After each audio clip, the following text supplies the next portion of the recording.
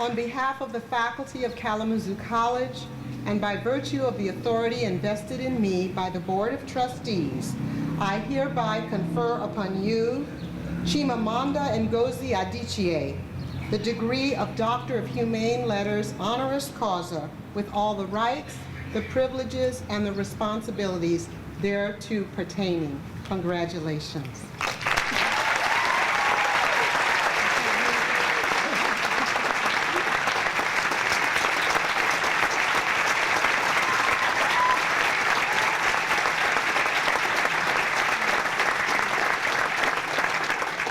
Dr. Adichie has agreed to be our commencement speaker. I bring to you Dr. Adichie.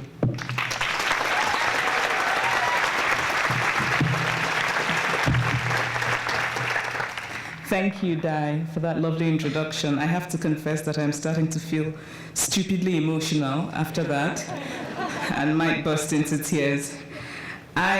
I want to start by saying that I feel a little bit like a pretender to the throne, standing here before you in this interesting robe. When I received the very gracious invitation from President Wilson Oyelaro, I felt both very honored and also quite daunted.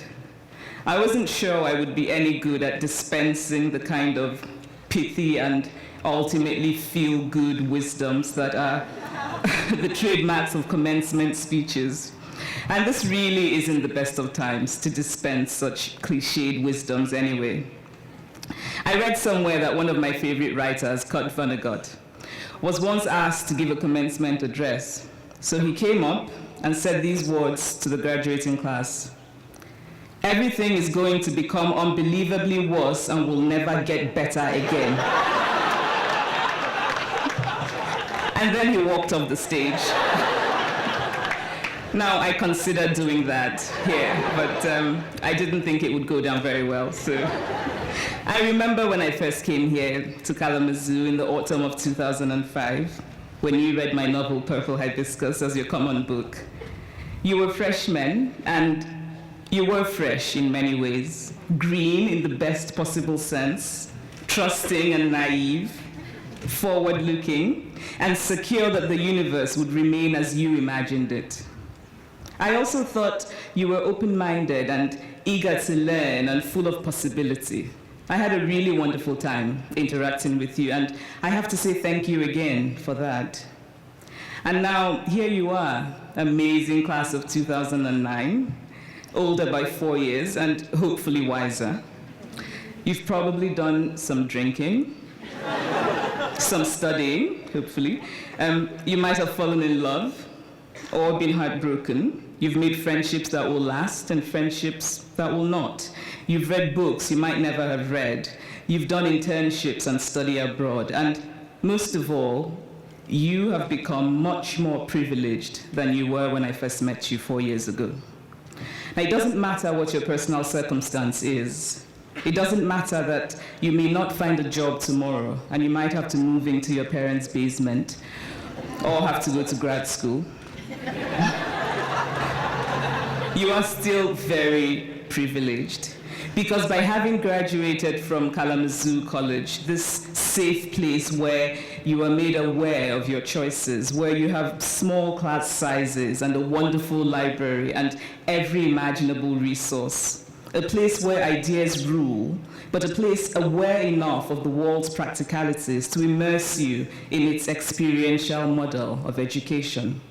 A place so aware of our global connections that you have such a high number of graduates going on to the Peace Corps.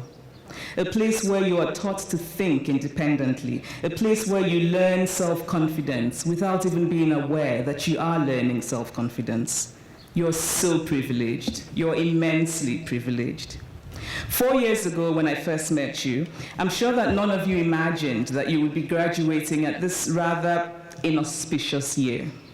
This is the year that the economic order of the world is coming apart at the seams. Unemployment is the highest it has been in 4 decades. This is the year that the big banks of America took taxpayer money. This is the year that major companies that we thought invincible are filing for bankruptcy. This is the year that the news has become about economic apocalypse.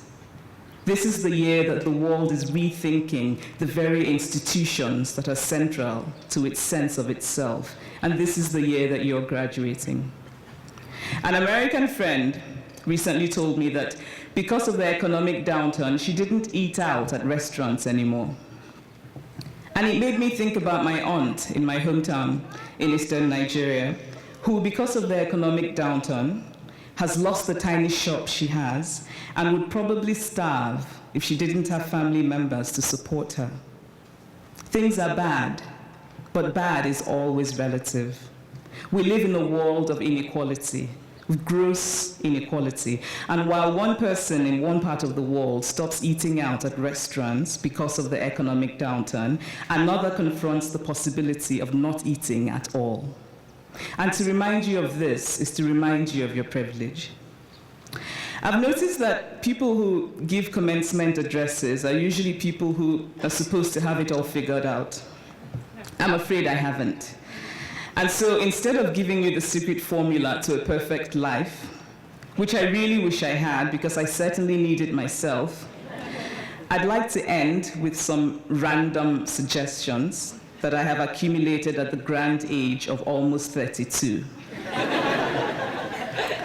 So here's the first suggestion. Maybe this is a good time for you to think about how to create a world that values what you want to value. I remember when I first came to the US and being struck by how often people talked about suing somebody. So a friend of mine once slipped on the snow and the ice and fell down. And the first thing she said when she stood up, half jokingly, was, "Who can I sue?"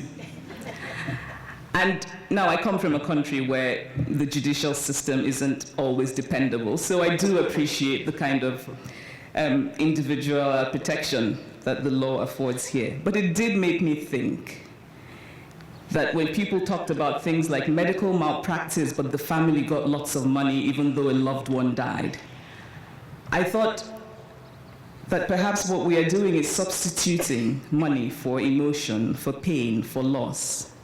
And it made me ask questions about what the society values. And maybe this is a time for you to think about creating the kind of world, the kind of company, the kind of workplace, the kind of community that values the things that you really want to value. And here's another suggestion. Please read books. And now I don't say this because I'm a writer who needs to earn a living. Well, that's not the only reason I'm saying this. But because books are still the best ways to really come close to understanding complexity in our very complex world. When we read, as my friend, the brilliant Irish writer Colum McCann put it, we become alive in bodies not our own. It seems to me that we live in a world where it has become increasingly important to try and live in bodies not our own, to embrace empathy, to constantly be reminded that we share with everybody in every part of the world a common humanity. And here's another suggestion.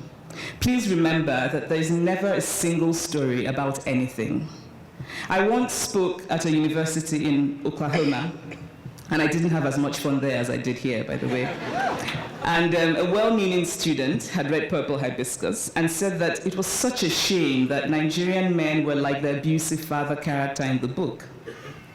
And so I replied that I had just read a novel, American Psycho, by Bret Easton Ellis, and that it was such a shame that all young Americans were serial murderers. I mean, obviously I said this in a fit of irritation, but it would never have occurred to me to think that just because I had read a novel about a young American character, that he was somehow representative of all Americans. And this is not because I'm a better person than that student, which is a very unlikely prospect, but because I had read Mary Gateskill and Philip Roth and William Faulkner and Ann Tyler, because I had many stories of America. Please try as much as you can to have as many stories about the world as you can. Here's another suggestion. Please think about how little you know. Leave room in your mind to revise opinions, to avoid smugness, because it's very easy to become smug when you've gone to a good college like Kalamazoo and you have that gleaming diploma. I know from experience. Like you, I've been fortunate to have a good education, and from time to time, I find that smugness creeping up, and I find myself having to shove it aside. I hope that your diploma will remind you of what you still don't know. After my second novel, Half of a Yellow Sun, which is set during the Nigeria-Biafra War, was published, I decided to go back to graduate school to study history. I was often asked why I had, because I had written a novel that was taught as history. And I remember thinking that I went back to school because I woke up each morning realizing how little I knew and how much I wanted to know. And here's the last suggestion. Please make room for hope and for fear. I've often imagined that fiction and faith are very alike. Faith in God, faith in humanism, faith in the power of goodness. To write fiction is to jump into this journey, not knowing where it will end, but wanting to go on the journey anyway. To write fiction is to start a long walk, knowing you will trip and fall down, but still keen to take the walk. I cannot tell you how many times in the course of writing my novel, Half of a Yellow Sun, which was a deeply emotional book for me, I felt filled with terror, with uncertainty, and with intense fear. I would climb into bed and eat lots of ice cream. But I knew, because I had made this choice to write, that after all the ice cream binging, after all the depression, that I would get up and keep writing. It seems to me that this is not such a bad way to look at the rest of your life. You will trip many times. Don't be surprised when you fall. Maybe even lounge in the dirt for a little while, and then get up. Congratulations again. I wish you a life filled with meaning and with laughter. Thank you.